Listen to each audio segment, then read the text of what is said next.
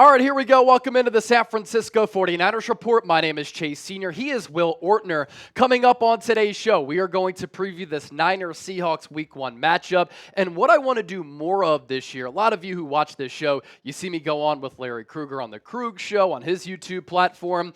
And I kind of want to do something similar here on this program as well, in addition to continuing to do that, by bringing on other hosts here at Chat Sports. We have a team channel for nearly 32 teams in the National Football League full time, and we cover all 32 teams in the NFL. And so with that, I welcome on Will Ortner, new to the company here at Chat Sports. I'm excited to talk to him because he's got some great Seahawks insight. He is a diehard Seahawks fan since birth. He is from the Pacific Northwest. He knows the ins and outs of this football team. And so I do want to begin there because, Will, this Niners-Seahawks rivalry, historic.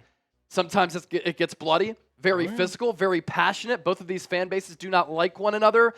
Just off the top of your brain, some of the most vivid Seahawks-Niners memories for you as a Seahawks fan throughout your lifetime. Oh, come on. Number one's got to be Richard Sherman. I mean, when you try me with a sorry receiver like Crabtree, that's the result you're always going to get. I remember the place I was at. We had just moved into our house in Vancouver with my parents. I was a high schooler at the time. Richard Sherman actually is one of my favorite. He might be my favorite football player of all time, just because he was he's a communication major such as myself.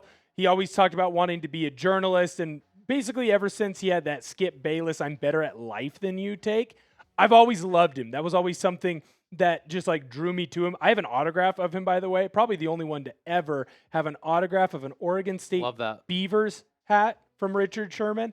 And I still loved him when he defected to your guys' side.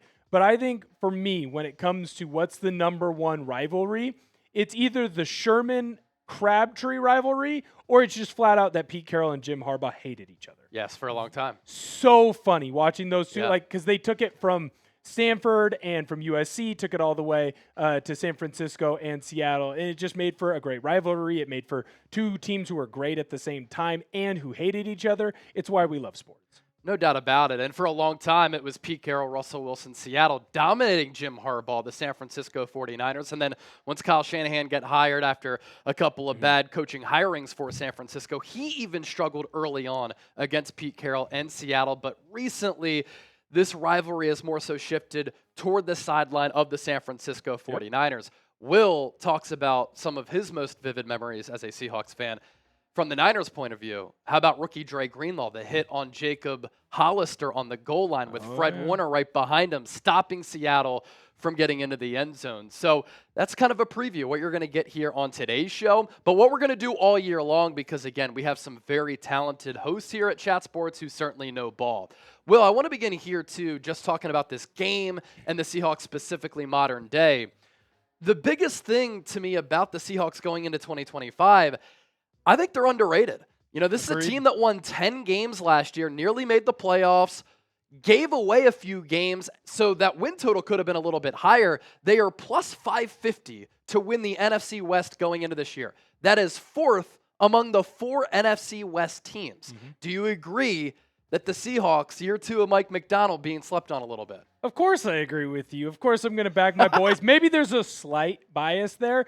But in my eyes, you're taking a team that last year, frankly, couldn't run the football in Ryan Grubb's offense. That's your old offensive coordinator. I don't know, Chase, if you're a big college football fan. Yes, Did you watch the Alabama-Florida State game? What'd you notice that the Crimson Tide couldn't do? They couldn't run the freaking football. And that's what we saw all year last year in Seattle. And that team still went out and won 10 games. Now, I get it. It's a Clint Kubiak system. The 49ers are going to know it well. He is a disciple of Shanahan. But in my eyes, that offense is better equipped for longevity and success in the NFL. You're built off running the football early in games, but you're running the football in that outside zone scheme. So that hole can open up anywhere. There's times where, hey, the right tackle is going to get the reach. It's going to hit outside. That's what we call the bounce of the football as a former offensive lineman. There are going to be times where, hey, the right tackle doesn't get the reach, but the right guard does. Now that's called the banging of the football. Or you're talking about that one cut. Hey, the running back is reading the butt of the tackle. As soon as he sees the tackle doesn't have that reach, now his eyes go inside to where the guard's at. And what you saw a lot in the preseason with the Seahawks was what we call the bend of the football. And that's where no one essentially gets a reach, but everyone gets washed all the way down, and you can cut back all the way across the grain.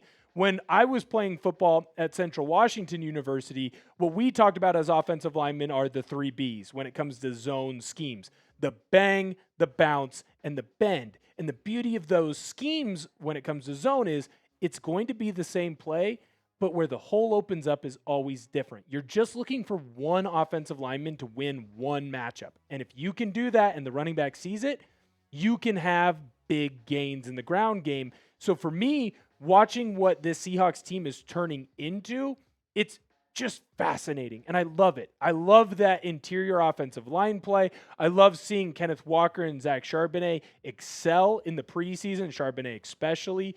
And so in my eyes, yes, they're underrated because people are looking at the wrong things. They're looking at, hey, they couldn't run the football last year. Why would they be able to run the football this year? Well, the scheme's different.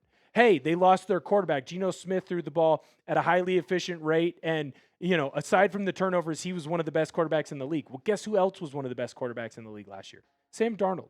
Sam Darnold, in a couple of different stats, was a top 5 QB in the league. People just forget about it because MVP race there for a while. 100%. Yeah. And it's because he had a couple bad games at the very end, and that's what we all remember because we have such short attention spans, myself included. So when I look at this team, I've just gone through a list of offensive reasons why the team's going to get better, and I didn't even get to anything on the defensive side of the ball, which is where your head coach majors in, right? So, yes, the Seahawks are underrated. Am I also biased in the fact that I already took that bet and I am screaming from the mountaintops that they are not just a playoff team, but a team that should be playing in the divisional round? 100%, and I do own that. Great insight right there. Former college football player, still has that build. He can get out in space on those pull blocks. We kind of call him a Lane Johnson lookalike here at Chat Sports. By the way, hit that subscribe button here on the 49ers Report. This is also probably going to play on Seahawks Today. So Seahawks fans, we're talking to you as well. Hope you're enjoying the conversation. Hit that sub button on Seahawks Today as well. Will's been here for about a month, and he's been crushing it. You said a lot there with that response to me, and it was all great stuff. Couple of things, though, that have some ties to the 49ers. Clint Kubiak is now the offensive coordinator. He replaces Ryan Grubb. Ryan Grubb's teams have struggled to run the football. Even back at Washington, when Washington made it to the national championship, they were very reliant on Michael Penix and a couple of NFL-caliber wide receivers. Kubiak, though, is of the Kyle Shanahan tree, outside zone. You find a lot of success running the football. That's the backbone of this offense. But while you have coaching that can cater to the run game being better than it was last year, the running back position for the Seahawks is a little bit murky going into this year, right? Yeah, it is going to be murky, and honestly, I love that. I want it murky. I think to survive in today's NFL, you need 2 running backs.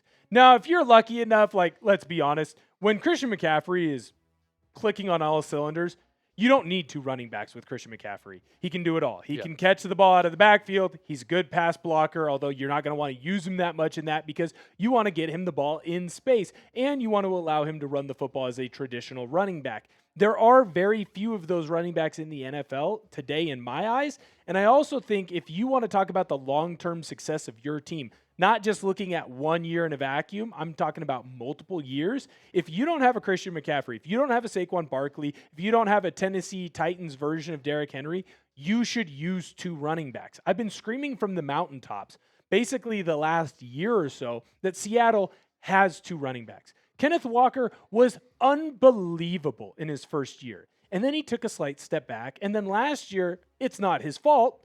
He got banged up. He missed 6 games. He only played in 12, right? Or 5 games, whatever the math is. Yeah. He missed some games, right? He missed time. Well, when he was missing time, guess who stepped up and played at a high level? Zach Charbonnet. Last year, when you look at their stats, they're essentially the same, and they both essentially have about the same starts as a starting running back. So in my eyes, if I can keep Kenneth Walker healthy and make sure that I get him 15 to 20 touches a game, but I can also at the same time have a Zach Charbonnet, who I believe would be a number 1 running back on probably half of the teams in the NFL. Handful at least, yeah. Why don't I use both of them? I've got a Charbonnet who's a little bit better as a pass protector. Well, I should use him more on third downs. Charbonnet's also better at catching the ball out of the backfield. Perfect. Kenneth Walker, though, when he gets gone, there's no one that's going to be able to keep up and catch up to him at that running back position. So I don't want to take away carries from him. I think there's a version of this team that looks similar to what the Detroit Lions have.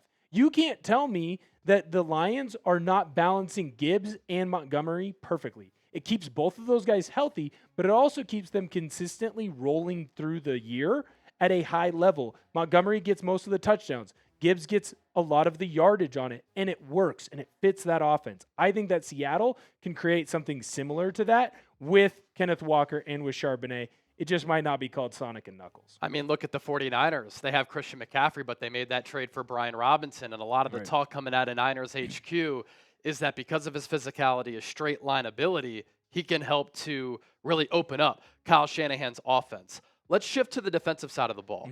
The big boy, defensive tackle, Jarran Reed, 6'3", 315. He thinks that the Seahawks can be the best defense in the NFL in 2025. Now, you might look at the long body of work for Seattle last year and say they struggled, and the 49ers won that early game at Lumen Field, but they made improvements as the year progressed. Over the final 8 games of 2024, Seattle number 6 among the 32 teams in the NFL in defensive EPA. Mike McDonald, great defensive coordinator at Michigan. Really great defensive mind with the Baltimore Ravens. He's caused fits for Kyle Shanahan. Is that the potential that the Seahawks defense has to be the best in the league? Obviously, sky-high expectations. But, look, I think the point here is they have the talent and the coaching to potentially be a top 10 unit this year. Yeah, I think if they're outside of the top 10, that's going to be a disappointing year for most Seattle Seahawks fans. When I look at this defense last year, you talked about the totality of it not being a great defense for the whole year, and then you talk about them being a top 6, the back half of the year. That sounds about right.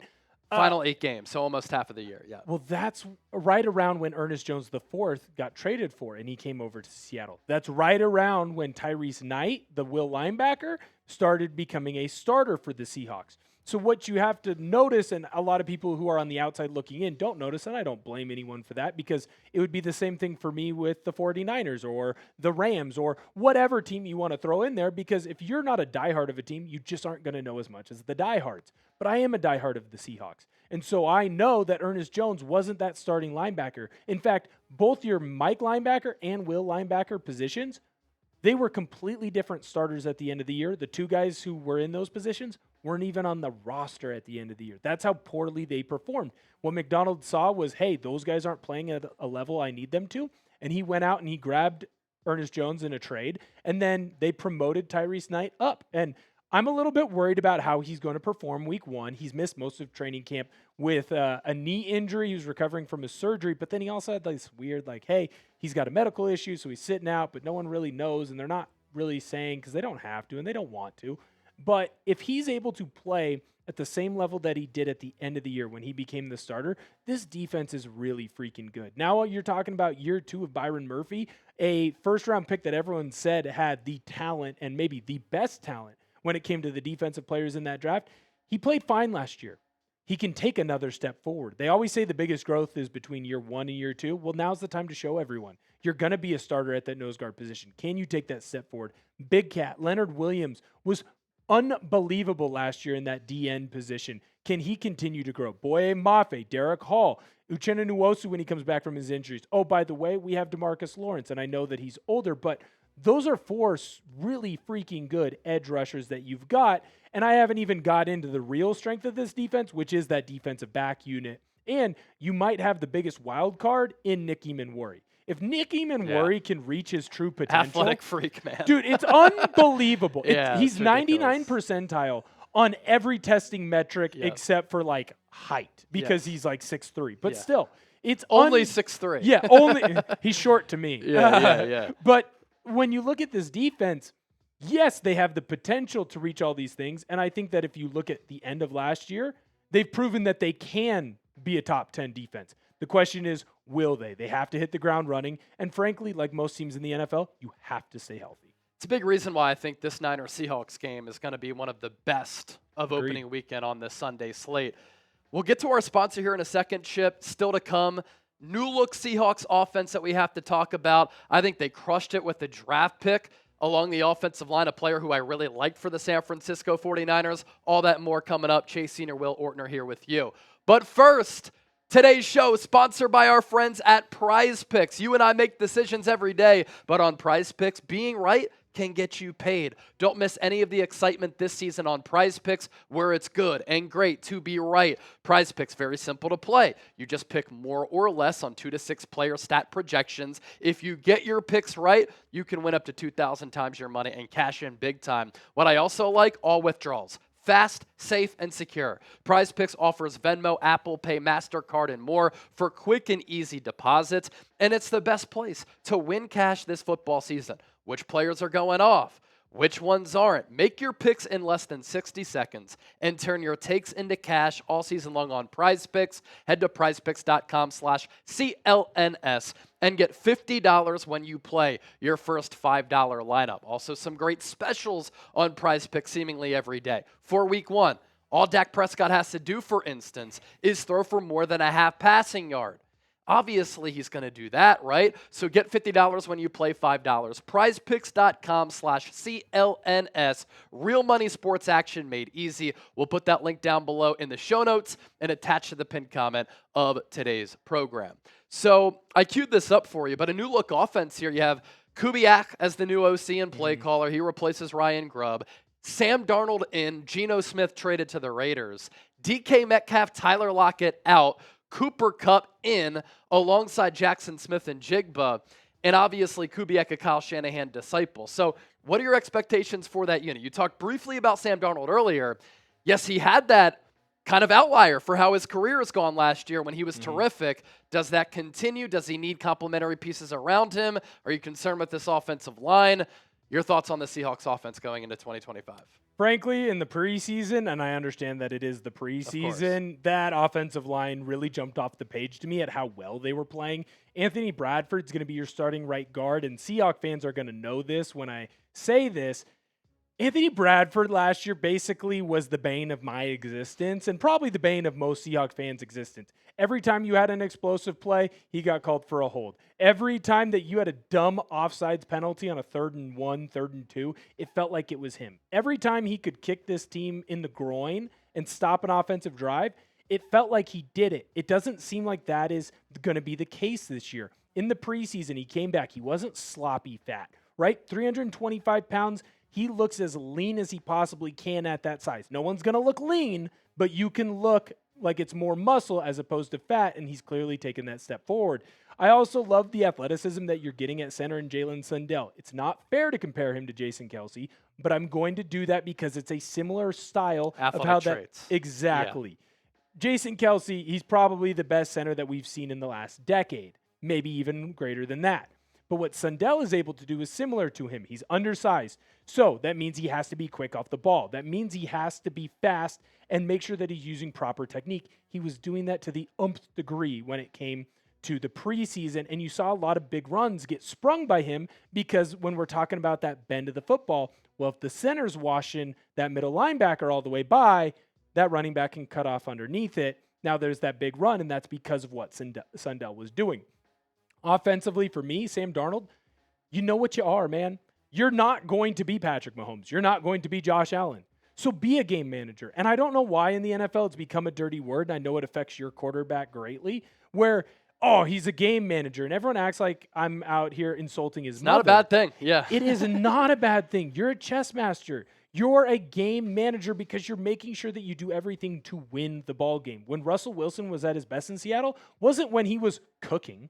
It was when he was being a game manager. Hold on to the football. Make the right throws. Don't turn the ball over. Put your team in a position where it's 3rd and manageable. If you're right around the 50-yard line, give yourself a shot if you want to go for it on 4th down. And don't turn the freaking ball over. That was an issue that he had in New York. That's why Sam Darnold didn't work with Adam Gase. Adam Gase tried to make him into being Patrick Mahomes, Josh Allen. You know what they asked him to do in Minnesota?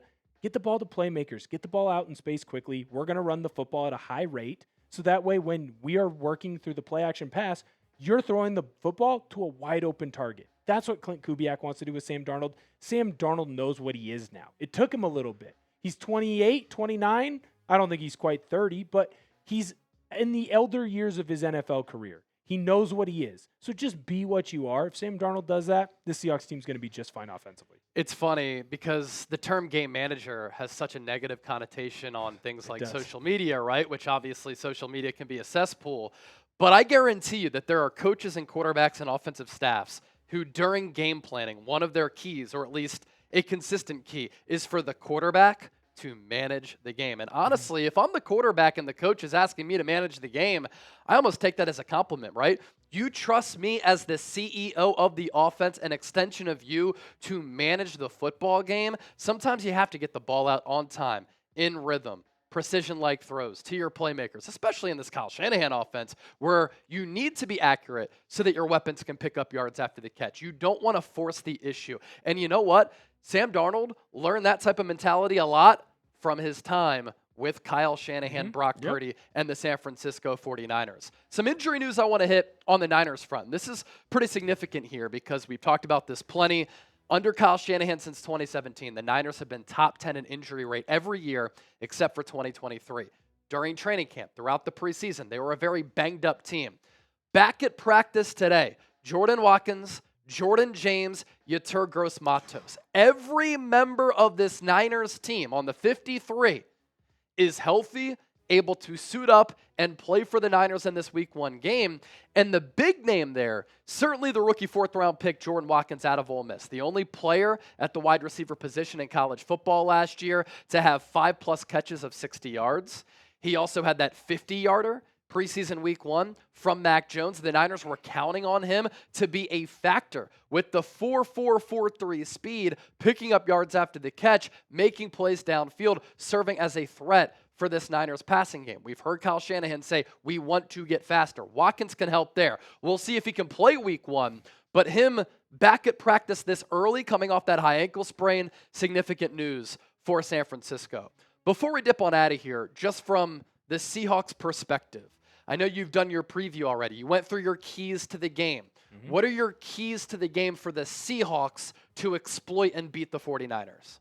First, before I dive into those, I got 4 of them, but I do want to say you're going to like Jordan James in San Francisco. Oh, I like Jordan James a lot, yes. You're going to like him a lot. As a former Oregon Duck reporter, I would tell you right now, my time getting to watch him in Eugene, he's a strong kid, physical, runs the ball contact well. balance. It's Didn't fumble at all at Oregon. Didn't fumble at all. And a lot of people like to say, oh, well, Oregon bought the best offensive line. They bought this, they bought that. Guess what? You're still playing against Ohio State. You're playing against Michigan. You're playing against some of the top teams in all of college football. Never fumbled once. He played at an incredible rate. I think if they wanted to run the football more with him and rely on him in that offense, they would have won just as many games. That's how highly I think of Jordan James. So you got a good one there. I was not happy. There were some words that I will not repeat on this show that were uttered out of my mouth and sent into the family group chat when Jordan James got taken by San Francisco. When I look at this game for Seattle, the keys for me offensively, you need to pound the rock, PTR. This Clint Kubiak offense is built on the play-action pass game off the run game. You need to run the ball at a level to where San Francisco has to add another guy into the box.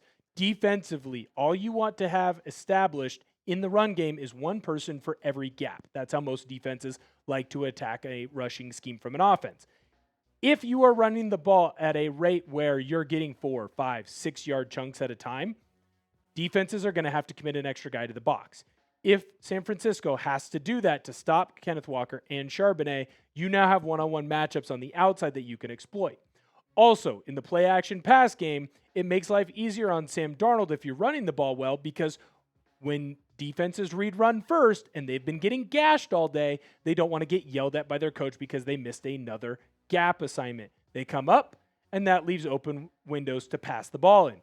I like the explosiveness of Seattle at that wide receiver position. I think Cooper Kupp, Yakima's finest, by the way, I believe that he has an opportunity to really reestablish himself as still a viable wide receiver candidate in the NFL. Last year, obviously, wasn't going his way. He was banged up. I'm not saying that he's going to return into what he was at his peak, but you can still be 80% of that and be very successful in this league. Jaxon Smith-Njigba, just like the Seahawks, he's vastly underrated. In my eyes, that's a top 10 receiver, and right now, he's lucky if he gets an honorable mention when people list their top 10.